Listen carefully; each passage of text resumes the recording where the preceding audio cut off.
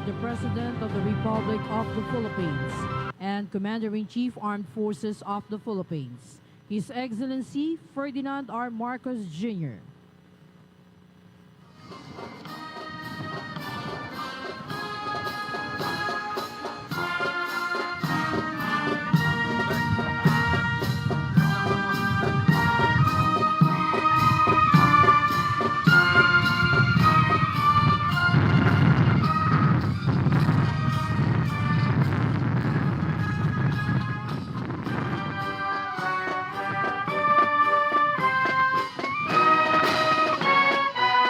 Good morning po sa lahat ng mga kababayan natin. Nasasaksihan po natin ngayon ang pagdating ni President Ferdinand Bongbong Marcos Tribal honors.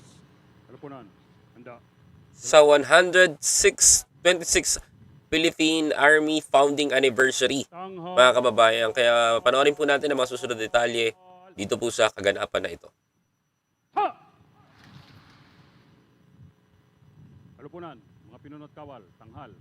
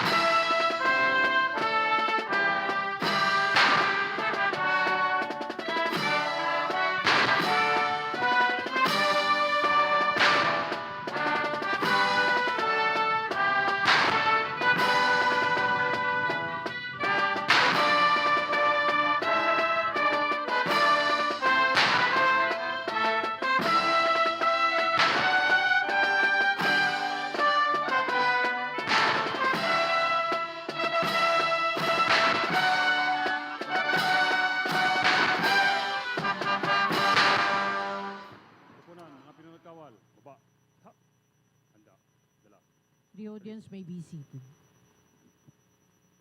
Baba! Ha!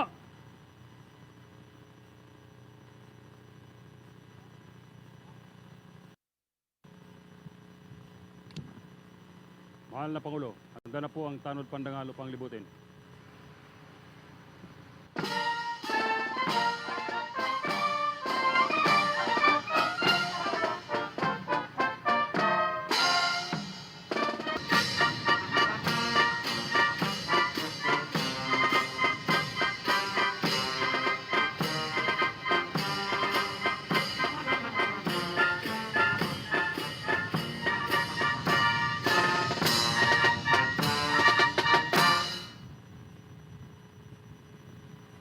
Tanghal! Ha! Halupunan, tanghal. Ha! Halupunan, baba. Ha! Handa. Dala. Tulis. Baba! Ha!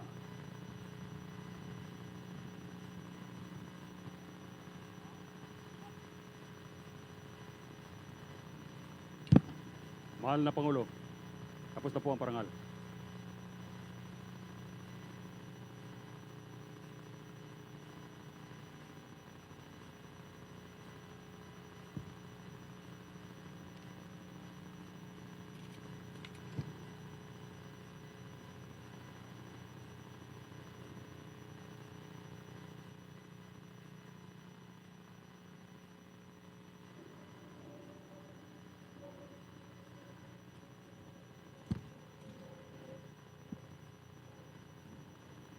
Mga kasama, ipinapaabot ng ating panauhin pandangal ang kagalang-galang Ferdinand R. Marcos Jr., Pangulo ng Republika ng Pilipinas. Ang kanyang taos-pusong pasasalamat sa parangal na iginawad natin sa kanya ngayong umaga. Halupunan, baba, talis.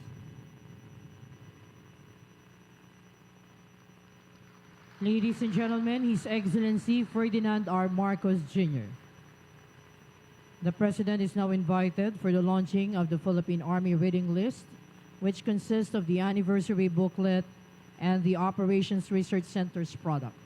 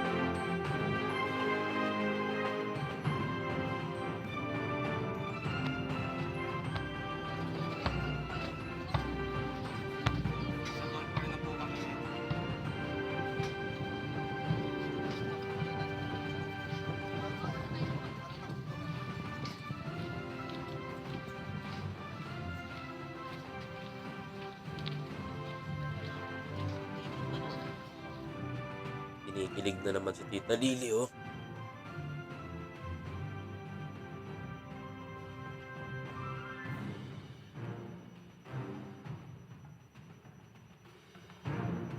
Ladies and gentlemen, the President of the Republic of the Philippines and Commander-in-Chief of the Armed Forces of the Philippines, His Excellency Ferdinand R. Marcos Jr.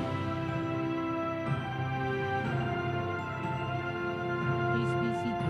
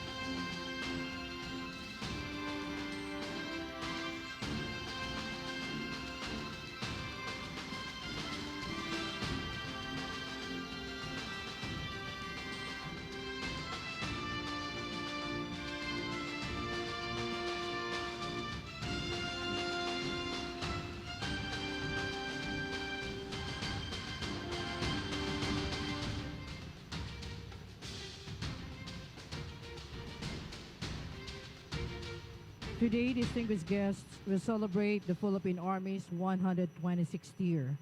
This year's anniversary theme, Army at 126, Strong, United, and Reliable, bespeaks of its commitment of continued service with pride and honor for the country and the Filipino people. Well, arrayed before you on the ground are the troops consisting of the combat and combat support units. Well, also, you can see on the grounds a showcase of the Philippine Army's non-traditional and traditional capabilities.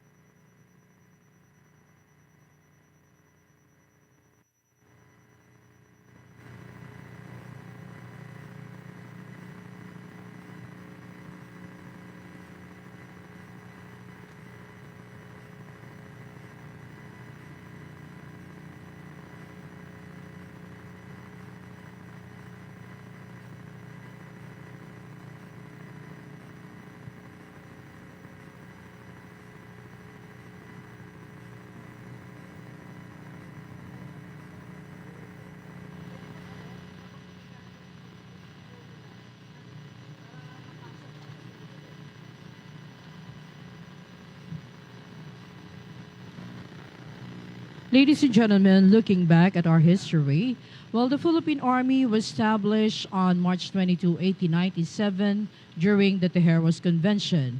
Since then, it has evolved into a multifunctional force.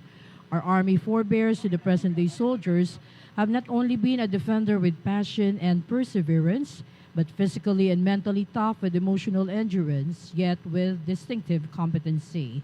They have showed resiliency, camaraderie, and synergy in facing challenges. And most of all, the Philippine Army as an organization could be depended on. We have remained to be a strong, united, and reliable organization, as manifested in our anniversary theme. As we proceed,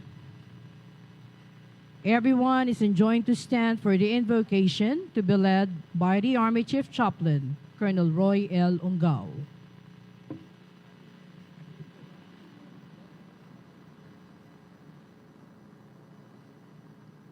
Manalangin tayo. Pinagpala mo, Panginoong Diyos, itong aming pagtitipon sa pagdiriwang ng ika-126 na anibersaryo ng pagkatatag ng aming hukbong katihan sa biyaya ng presensya ng bawat isang narito at sa biyaya ng magandang panahon. At punong-puno ng kagalakan ang aming puso na nagpupuri sa iyo, Panginoon. Tunay mo kaming itinaguyod sa hukbong katihan ng iyong mga pagkilos sa amin. Marami pong salamat sa mga tao at iba't ibang ahensya at samahan na iyong isinugo bilang aming katuwang. Maraming salamat din sa biyaya ng mga suporta ng aming pamunuan sa militar, ng aming mga kakilala at pamilya, ng aming pamahalaan sa pangunguna ng kagalang-galang na pinuno ng aming bansa, Presidente Ferdinand Romualdez Marcos Jr. Maraming salamat, Panginoon, sa kanilang tulong, gabay at inspirasyon na nagpatibay sa amin at nagpasigla ng aming pagkilos upang makamit ang maraming tagumpay sa patuloy na pakikibaka para sa kapayapaan at kapakanan ng aming bayan.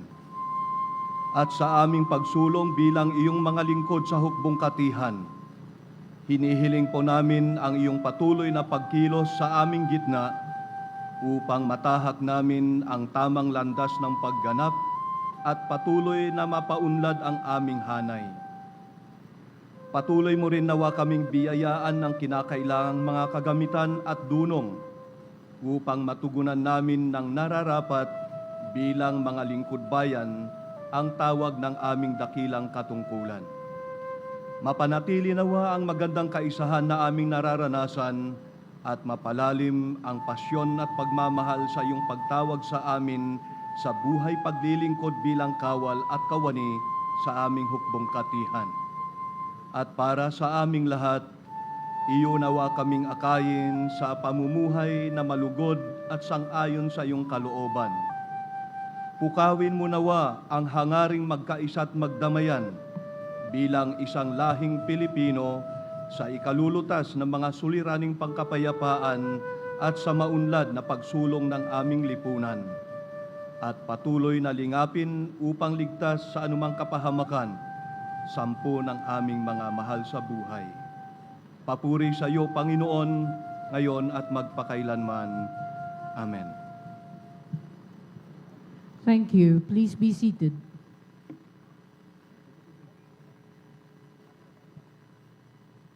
We shall have the entry of the troops consisting of the combat and combat support units.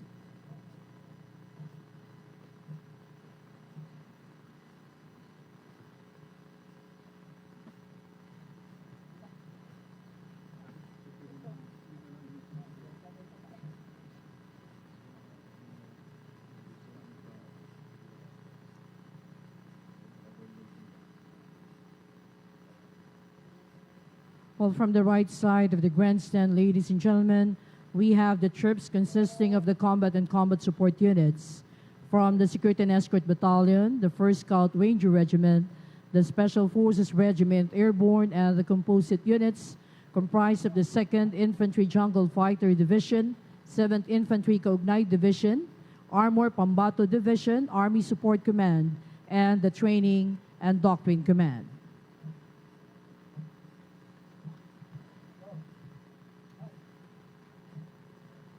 May we also make mention of the non-traditional and traditional capabilities of the Philippine Army as presented in the static and kinetic display that showcases the functions of the Philippine Army.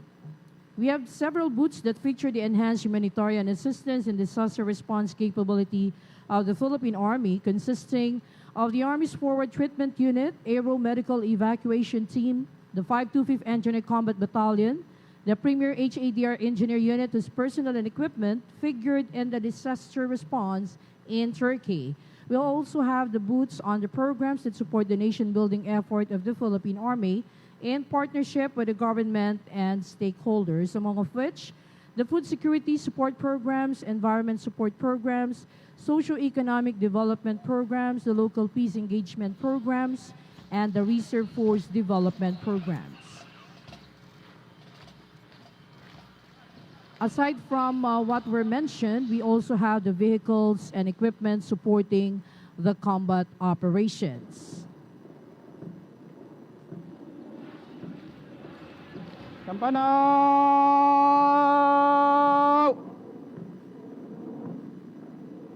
Ho! Baba! Ha! Rap sa kaliwa! Rap!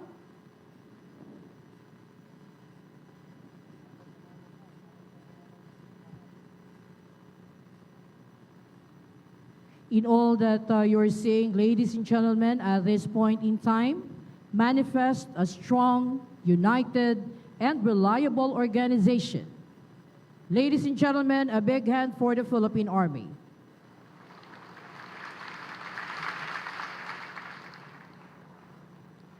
The troop commander for this ceremony is Colonel Vincent D. Mauricio of the Installation Management Command, Philippine Army. As we take part in this celebration, to open up today's ceremony with his welcome remarks and anniversary message, we have the Commanding General, Philippine Army, Lieutenant General Romeo S. Browner, Jr. Kasalukuyan niyo pong nakikita ngayon ang 126th anniversary ng Philippine Army. At dinaluhan nga po ito ni President Bongbong Marcos ng ating Chief of Staff, Commander-in-Chief, sorry, not Chief of Staff, Commander-in-Chief ng Sandatahan Lakas ng Pilipinas. At mamaya-maya lamang ay magsasalita mismo sa harapan si Presidente Bongbong Marcos, mga kababayan ko. At magbibigay ng kanyang full speech. Kaya antabayanan natin kung ano nga bang mga changes ng mangyayari sa Philippine Army at ano-ano yung mga enough grade na mga gamit nila. Yan ang very interested sa lahat because ako gusto ko rin yan dati na magsundalo, subalit hindi tayo napoporte dyan. Pero eto, nakakatuwa namang makita na ang ating Philippine Army ay muling nabubuhay ang mga kagamitan natin pagdating sa modernisasyon. At liban dyan, mga kababayan, ay napakarami na pong naibalik sa ating sandatahang lakas ng Pilipinas, lalong-lalo na ang pag-upgrade ni Pangulong Bongbong Marcos ng ating mga kagamitan pang himpapawid sa Air Force. Kamakailan lang ay napansin nyo yung bagong Chinook helicopter natin at dumating na rin sa atin yung mga bagong kagamitan kagaya ng kagaya ng C-130, and right now ipapakita ng Philippine Army yung kanilang mga assets ngayon. Kaya mga kababayan, please stand by.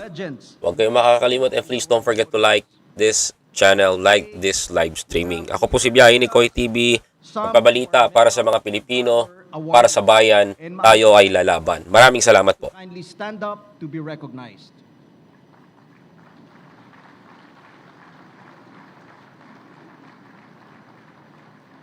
Maraming salamat po, sir.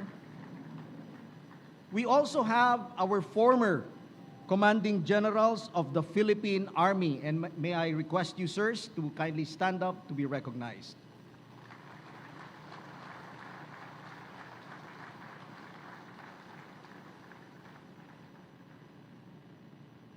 Then, as now, your Army continues to evolve, always in step with the demands of the times. From its humble beginnings as a revolutionary organization formed during the secret meetings of the Katipunan in 1897 to the present day strong, united, and reliable force, we remain resolute in our dedication to secure the peace and protect our sovereignty. Our endeavors in the last year manifest the very same spirit of service as we work tirelessly to achieve organizational gains and operational milestones. Most significant of this are in the intelligence-driven military operations against communist and local terrorist groups, where we see the imminent complete dismantling of the remaining guerrilla fronts. Our successes are shared with our stakeholders, whose solid cooperation has magnified the impact of the whole-of-nation approach. This, in turn, has encouraged the voluntary surrender of former rebels and their eventual reintegration into mainstream society.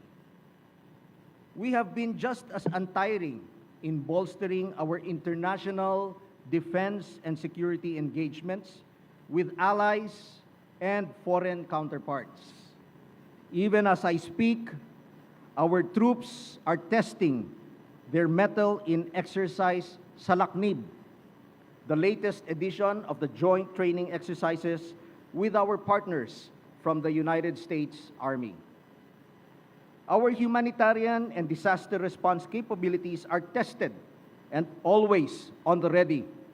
Most recently, we sent an urban search and rescue team to Turkey as part of the multi-agency earthquake response team of the Philippine government. In fact, the members of that team that we sent to Turkey are joining us today, and they are right there in their booth on the field. Palakpakan po natin sila.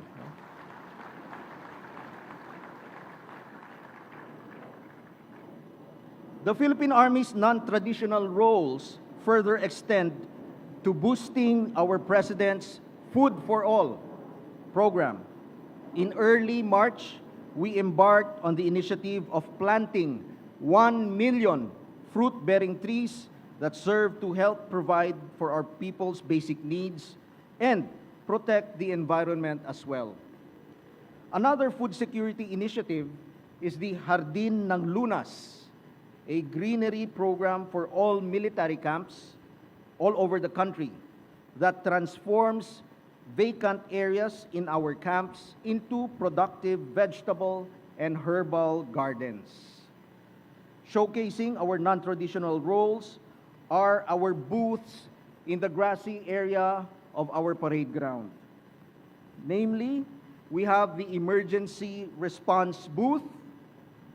We also have our food security booth, our environmental protection booth, our socio-economic development booth, our local peace engagement booth, and our reserve force development booth.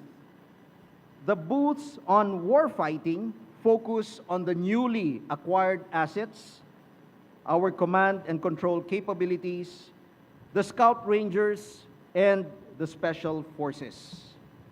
So all of these booths would present your Army's non-traditional roles and our warfighting capabilities, and we would like to invite everyone to visit our booths after the ceremony. Parallel to fulfilling our multifaceted duties, we have sustained our momentum to transform. We have developed an 18-year strategic horizon plan with a singular objective: to become world-class, multi-mission ready, cross-domain capable by the year 2040. Your Philippine Army is 126 years old. We are strong in combined arms and soldiers' tested grit and willpower.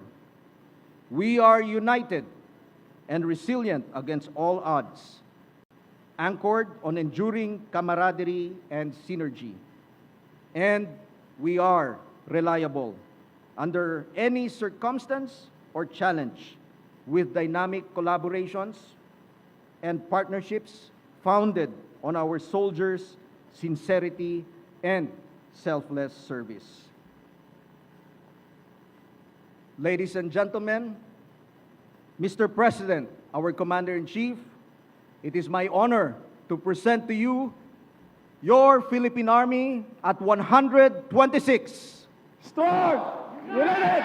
United! Maraming salamat po.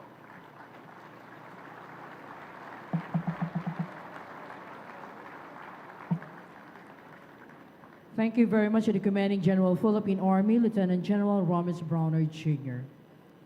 On the occasion of the 126th founding anniversary of the Philippine Army, let us now take a glimpse on the Philippine Army as a strong, united, and reliable force. The Philippines, the pearl of the Orient, as with every valuable treasure, is worth securing and defending. A commitment being kept by the Philippine Army since its very founding. Strong, united, and reliable. Your Army at 126. A strong force, employing combined arms capabilities.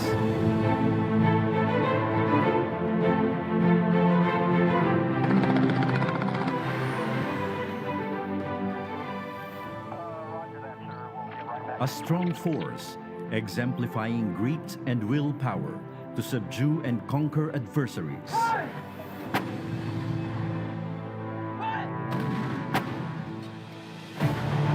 A united force, overcoming odds and threats with resiliency. A united force, employing synergy and enduring camaraderie to surpass challenges and adversities.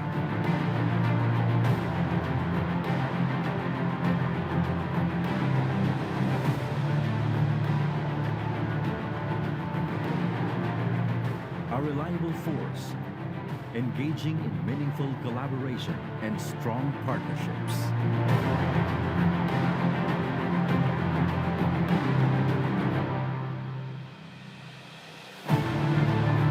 A reliable force, ensuring progress and harmony through sincere and selfless service.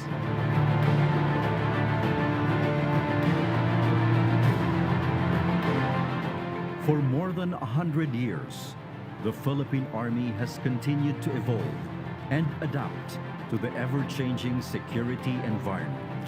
The role of the AFP and the role of its commanders has certainly changed. Even the method of war fighting has become more complex. Ngayon ko lang nalaman, no, mayroon palang tangke ang Pilipinas. New capabilities that have become. Nag-a-advance na tayo. The AFP has never failed in that mission. Ito lang din, ngayon ko din nalaman na kaya pala malapit sa Pangulong Bongbong Marcos ang mga military, mga kababayan, ay naging ano pala siya, naging parte pala siya ng AFP. It shall continue to serve to bring pride and honor to the nation. Now I know, mga kababayan, kung bakit.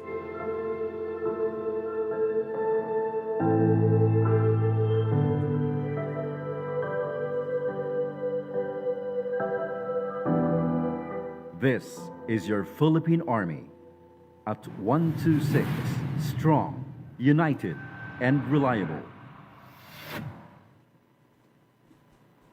Yun, yung mga sniper pa pala tayo. Akala ko wala tayo niyan, pero mga kababayan, meron pala tayo sa Pilipinas niyan. Army at 126, strong, united, and Kung nakikita niyo tong sniper na to, ito, sniper yan. presentation of awards. Kita niyo yung arrow ko, sniper yan. Reservist and civilian human resource, as well as stakeholders, will be presented with awards. His Excellency Ferdinand R. Marcos Jr. is requested for the presentation of awards. He'll be joined by the officer in Meron charge. na pala tayong mga asset. So hindi pala talaga mahina ang ating Galvez ang ating Jr. They will be AFP. assisted by the commanding general. Yan ang totoo.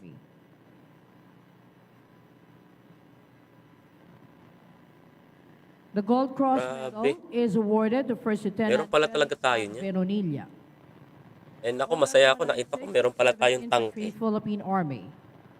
For gallantry in action who led the government troops during the 9-hour intense firefight against members of the Dawla Islamiyya at Lanao del Sur last 01 March 2022.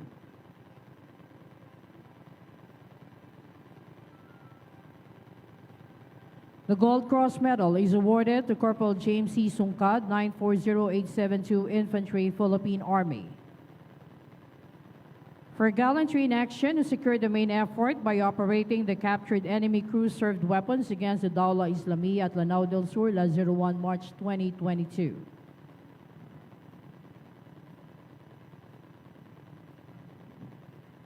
The Silver Cross Medal is awarded to Major Dennis P. Resurrection, O-15150, Infantry, Philippine Army, for meritorious achievement to facilitated and implemented an intelligence project to neutralize the communist terrorist group at Palimbang, Sultan Kudarat.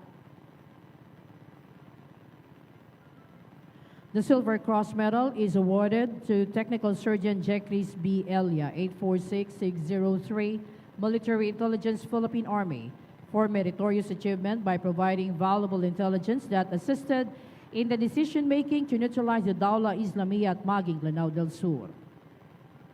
The Bronze Cross Medal is awarded to First Lieutenant Geoffrey V. Assis, O-1511509, Infantry, Philippine Army, for acts of conspicuous courage not involving conflict with the enemy, who led the humanitarian assistance and disaster response operations at Laurel, Agoncillo, Cuenca, Balite, Talisay, Alitagtag, Lemery, and Batangas City during the Taal volcano eruption. The Bronze Cross Medal is awarded to Technical Sergeant Arco O. Castillo, 800959, Corps of Engineer, Philippine Army, for acts of conspicuous courage not involving conflict with the enemy, who led the humanitarian assistance and disaster response operations at Laurel, Agoncillo, Cuenca, Balite, Talisay, Alitagtag, Lemery, and Batangas City during the Taal volcano eruption. The Command Plaque for the Best Enlisted Personnel of the Year is presented to Surgeon William B. Telio, Jr., 905464, Military Intelligence, Philippine Army, for being instrumental in the successful series of encounters against the communist terrorist group at Lanuza, Surigao del Sur.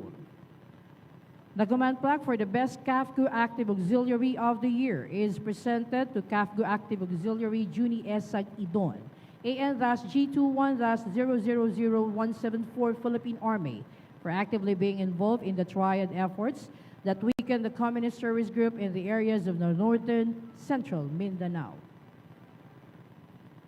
The Command Plaque for the Best Reservist Officer of the Year is presented to Major Nilo P. Demiray, O-152267, Philippine Army Reserve, for displaying exemplary leadership as a reservist officer and as an elected public official who received numerous awards during his tour of duty. The Command Plaque for the Best Reservist Enlisted of the Year is presented to Sergeant Roel J. Camba, SS-R20-000065, Philippine Army Reserve, for commendable performance by participating in various humanitarian and disaster relief operations during the COVID-19 pandemic. The Command Plaque for the Best Male ROTC Cadet of the Year is presented to Cadet Colonel Fergie John O. Franghe, First Class, for actively participating in various humanitarian assistance in Quezon City through his ROTC unit.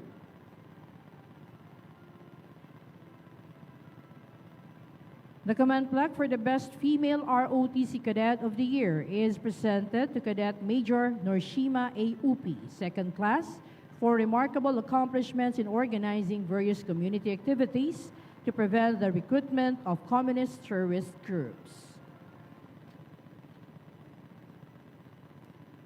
The Command Plaque for the Model Supervisor of the Year is presented to Ms. Evangeline M. Singeo, PhD, for being instrumental in the reconciliation of accounts and the creation of established records of issued individual firearms. The command plaque for the Model Employee of the Year is presented to Ms. Janet M. Hapita, MA, registered psychologist, for being actively involved in the mental health advocacies of the Philippine Army and participating in various social activities. This time, stakeholders will be presented with awards. The Pagkakaisa Army Stakeholder Award will be presented, a limited edition artwork that embodies the aspiration of the Philippine Army to attain enduring peace across the land, represented by a soldier and three children garbed in traditional Ifugao, tribal wear, representing Luzon, Camisa de Chino, Visayas, and Hijab, Mindanao. The Pagkakaisa Army Stakeholder Award is presented to Mr. Nemesio Nemi Armiranda Jr., National Artist, for his invaluable effort to support the Philippine Army by employing art as a way of exhibiting nation sovereignty and creatively using his art form to depict the proud and dynamic history of the Philippines and its Army by creating the 175-meter-long mural in Fort Bonifacio, Metro Manila.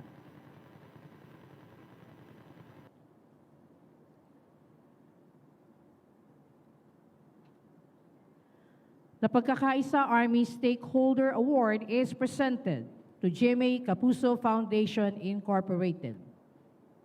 The award will be received by Ms. Ricky Escudero Katibog, EVP COO GMA Kapuso Foundation Incorporated, for the invaluable partnership and initiatives in support of the Philippine Army, particularly in ensuring the efficient delivery of goods and services to far-flung areas, as well as the generous donations to relief operations and assistance that immensely contributed to the attainment of the Philippine Army's mission of serving the Filipino nation. The Pagkakaisa Army Stakeholder Award is presented to Engineer Isidro Cid Consunhi and Consunhi family, and the award will be received by Ms. Josefa Consunhi Reyes, Director, Semirara Mining and Power Corporation, and Mr. Tulsi Das Consunhi Reyes, President of the MCI Mining. This is for the invaluable efforts and initiatives in support of the Philippine Army's aviation and transport capability development through the generous donation of short Sherpa transport aircraft SD-3-30, which can be converted in carrier for various military and civic actions. The Pagkakaisa Army Stakeholder Award is presented to Dr. Isabel Cojuangco Suntay, co-founder of Tarlac Heritage Foundation Incorporated, for her invaluable partnership with the Philippine Army's Green Camps program by introducing the Hardin ng Lunas that ushers food productivity in idle Army camp lands and reservoirs. Her zeal has driven the Philippine Army to accomplish its non-traditional objectives and goals in support of the food security program of the government. Congratulations to all the awardees. Thank you very much, His Excellency, to the OIC of the Department of National Defense, and to the Commanding General, Philippine Army. Once again, ladies and gentlemen, a round of applause for all the awardees.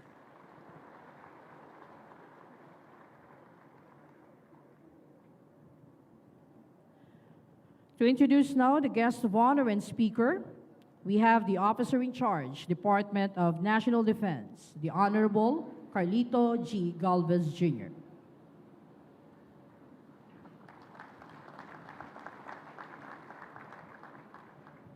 Ladies and gentlemen, the President of the Republic of the Philippines, His Excellency Ferdinand R. Marcos, Jr.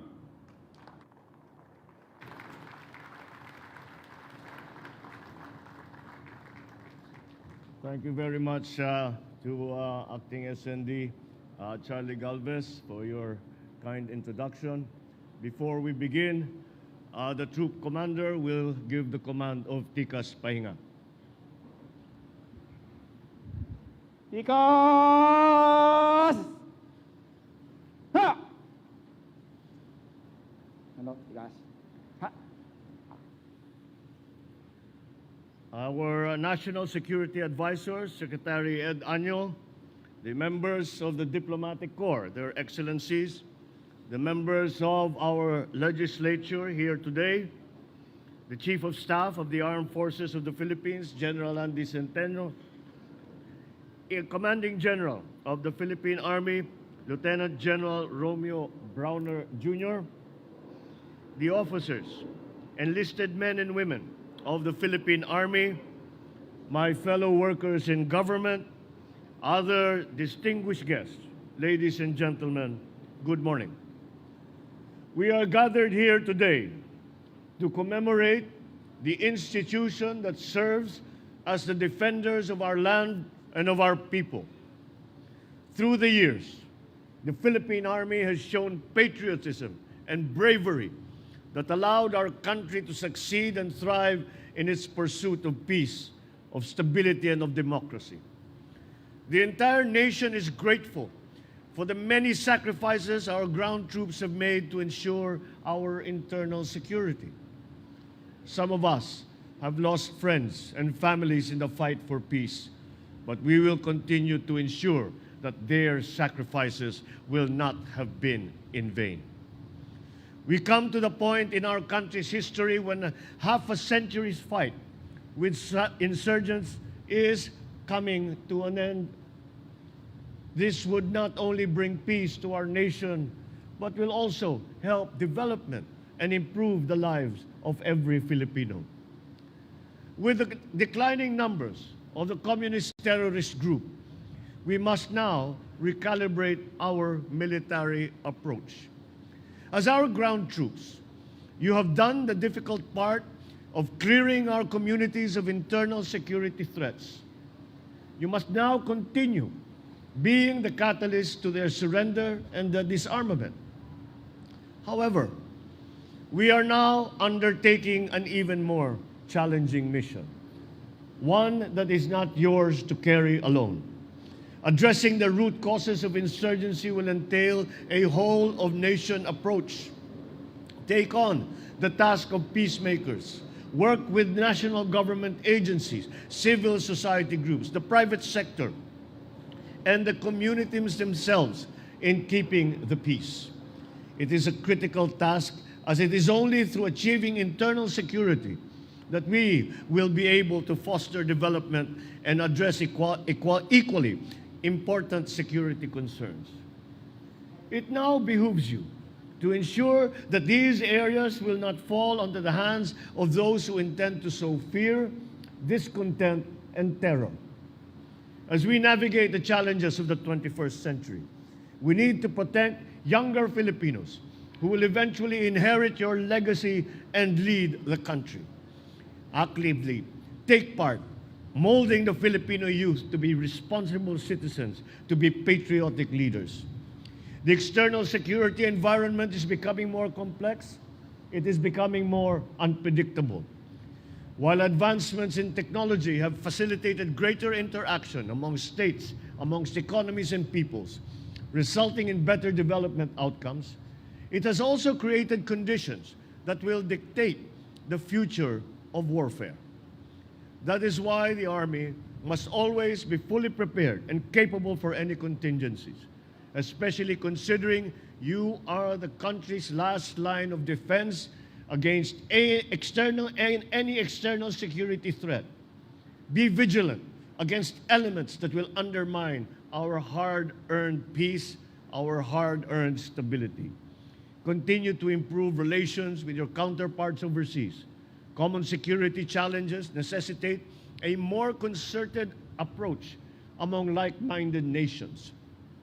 Share information, learn from the best practices in the region to make our military better. To the Army leadership, I am aware that the emerging threat to our territory and our emphasis on addressing this threat requires adjustment in our strategy.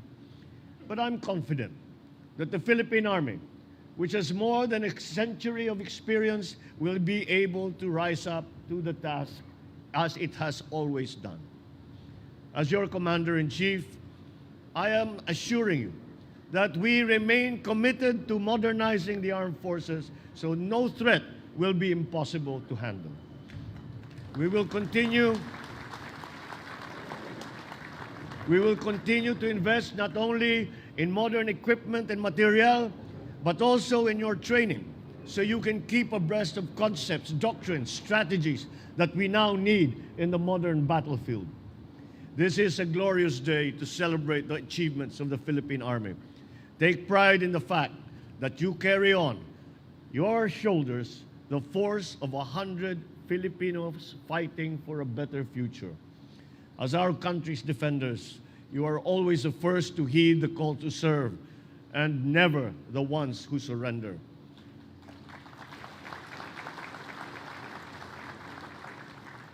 I know that you march towards the battlefield not only to safeguard our beloved motherland and our future, but you also do it because you know in your very hearts that what you are doing is honorable, what you are doing is just, and what you are doing is right. March on, Philippine Army. Once again, happy 126th anniversary to the Philippine Army. Mabuhay po kayong lahat. Mabuhay po ang Philippine Army. Magandang umaga po sa inyong lahat.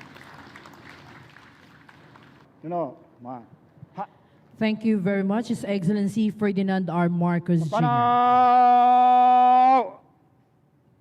Ha! Let us work together to prevail, braving all odds, sustain the gains, and continuously play a significant role in serving the Filipinos while securing the land. Ladies and gentlemen, a big hand for the Philippine Army.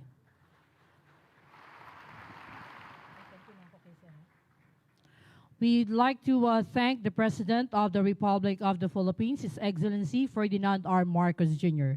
A big hand for the President.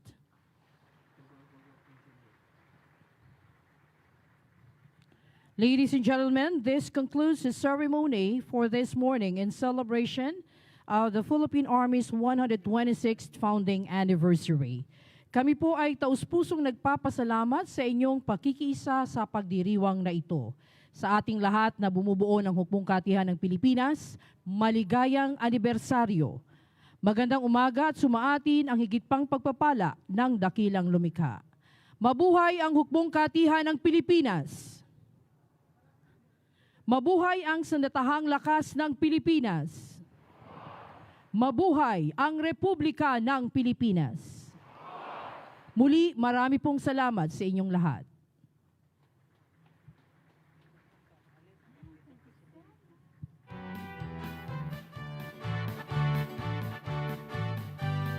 We're special forces of the AFP, and we are soldiers of liberty.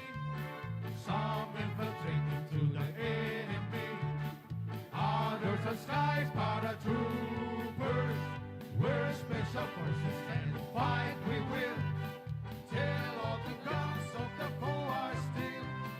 Airborne from skies so blue, we're coming through, make you jump, take your bump, let's go, put on your boots, your parachutes, get all the fighters ready to attack today, for we'll be gone into the dawn, to fight them all the special forces way. Hey, we're special forces of the AFP, and we are soldiers of liberty. Some infiltrate into the enemy, others are skies paratroopers. We're special forces and fight we will, till all the guns of the foe are still. Airborne from skies so blue, we're coming through, make you jump, take your bump, let's go!